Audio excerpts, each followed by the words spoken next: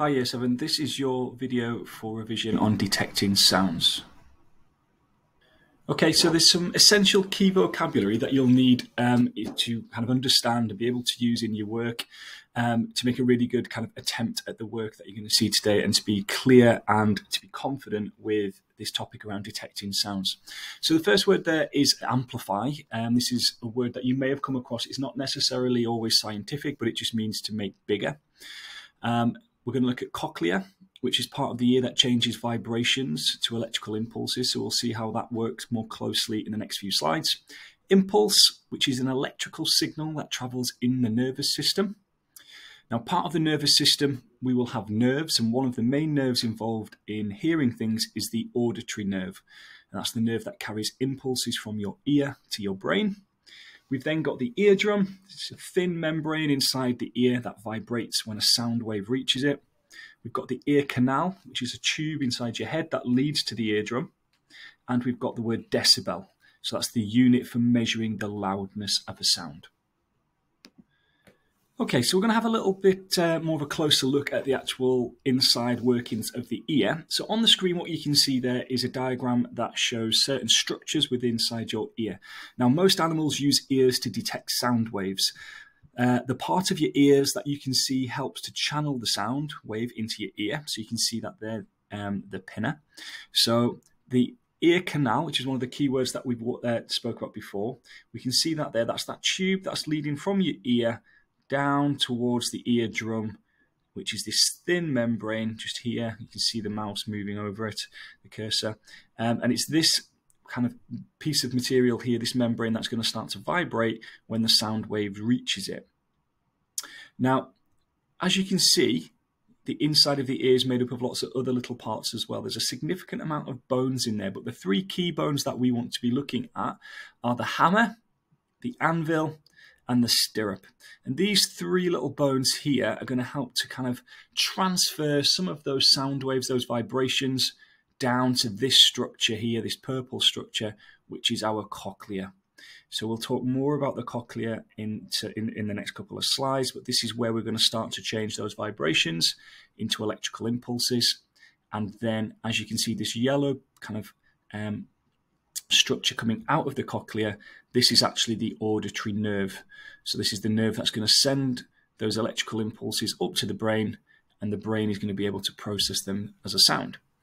So just to go through that one more time, we've got the outside of the ear, which is the pinna. We then have the ear canal. So our sound waves are channeled down this ear canal here until we get to the eardrum. The eardrum is a thin membrane that's going to start to vibrate when the sound wave reaches it. The vibrations are passed down these structures here, these little bones, the hammer, the anvil, and the stirrup, until it reaches the cochlea. And the cochlea is going to start to turn some of those sound waves, those vibrations, into electrical impulses and send it on through the auditory nerve, part of our nervous system, up towards the brain. Okay, so here's a different diagram, but it's very similar in a lot of ways. So our first part here, we can see is the sound wave is going to approach the ear and enter the ear canal. Now we can see that that's represented by these blue lines here, and the waves are going to start to move down the ear canal until it reaches here. And we can see that this bit is our eardrum. It's that thin membrane, and the sound wave makes it vibrate. Those vibrations then get passed on to tiny bones, which are going to amplify those vibrations. Now, we said amplify means to get bigger.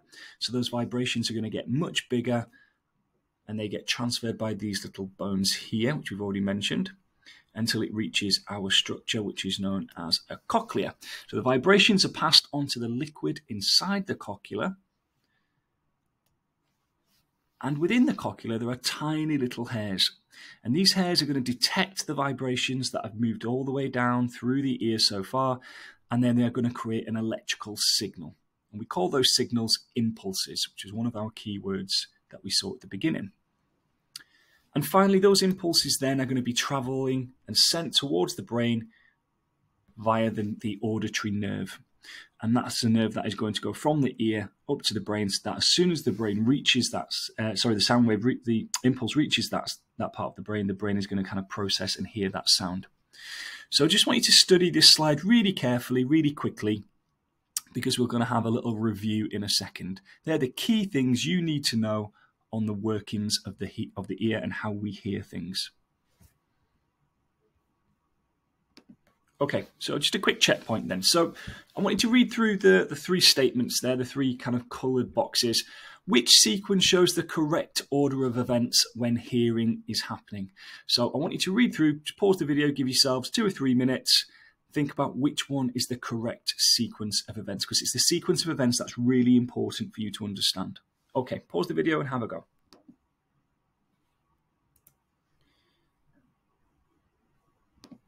Okay, so hopefully you had a bit of time to have a look at that, and the correct answer was the yellow box. We can see that sound enters the ear canal, the eardrum then vibrates. Those vibrations are passed on to the tiny bones that are going to amplify that vibration, you're going to make it bigger. Vibrations are passed on to the liquid inside the cochlea first, and then it's the tiny hairs inside the cochlea that are going to detect the vibrations and create an electrical impulse. The impulse then travels along the auditory nerve to the brain. So it was this center section here which was kind of mixed up on the other two. We need to make sure we know that sequence of events. So if you would like to pause the video now and just write down that kind of flow diagram that into your notes, that'll really help you to kind of understand and process the key information. Okay, pause the video now and do that for me. Okay, so hopefully you've written that down and you've processed it, but just to check one more time, all I want you to do is I want you to think about where these coloured boxes should go, and I've changed the colours deliberately so that you can't remember what colour sequence we had before. Whereabouts would we place some of these boxes to describe the order and label that diagram of the ear? So you can see the lines here. I just want you to think about which box would go with which line. So pause the video, have a little go, and then we'll review it in the next slide.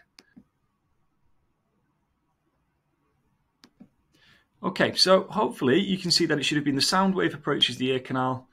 It goes down the ear canal to the membrane, to the eardrum, and then the vibrations get passed along those tiny little bones onto the cochlea, and it's the liquid inside the cochlea first that's going to receive it.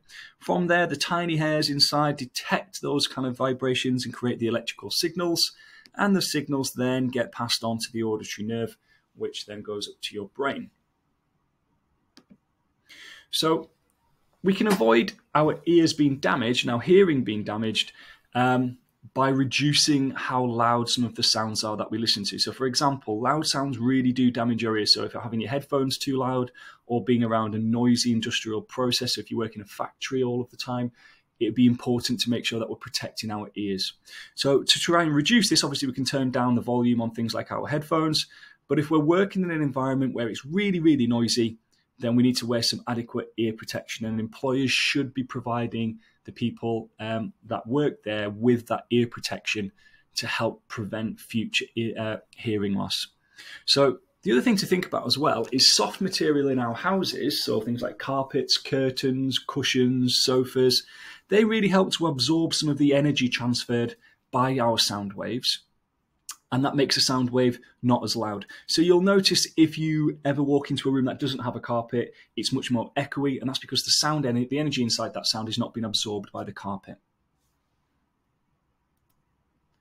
Okay, so the other thing to think about is how we can try and compare our ear to a microphone, because they are very similar. So if you look at our ears example there, you see the flow diagram. Energy gets transferred by sound waves. The sound waves make our eardrum vibrate. This is what we've learned so far today. And energy transferred as sound is then changed to electrical signals by the cochlea. And we saw that then getting sent up the auditory nerve up to the brain. Now, a microphone is very similar. It also kind of detects those sound waves and the energy transferred as sound waves. The sound waves get detected by electrical circuits in the microphone. Obviously, it doesn't have an eardrum. But then the energy, again, is transferred to electricity, which is then kind of moved through the wires in the microphone. So a microphone and an ear work in a very, very similar way. It'd be useful for you to be able to make that comparison between the two. So both of them have energy transferred by sound coming in and detected by the microphone or the ear, and both of them have energy transferred by electricity as it's moved through the ear or through the microphone. Two key things there to think about. Okay, so this is our last slide. So what can we actually hear? Well, sound intensity is measured in decibels. So we can see that there, small d, large B. That's that kind of measurement of the unit. And we can see that most humans can hear sounds with frequencies from 20 hertz up to 20,000 hertz. And that's known as our auditory range. That's the range of frequencies that we are able to hear within. Now, if we have sounds that go below that frequency, so below 20 hertz, then we're not going to be able to hear them, and we call those infrasounds. And if we have any sound frequencies that are above 20,000 hertz, then we won't be able to hear those either, and so we call those ultrasounds. And you will have heard of that word before when we think about ultrasounds used in like hospitals for scanning pregnant women possibly. And finally, the key thing to remember is different animals have different auditory ranges. So just because we have a kind of an auditory range between 20 hertz and 20,000 hertz, not all animals have the same. So for example, a dog has an auditory range of around about 67 hertz up to around about 45,000 hertz. So you'll notice that there are certain things dogs can hear that we cannot hear because they are a much higher frequency to us.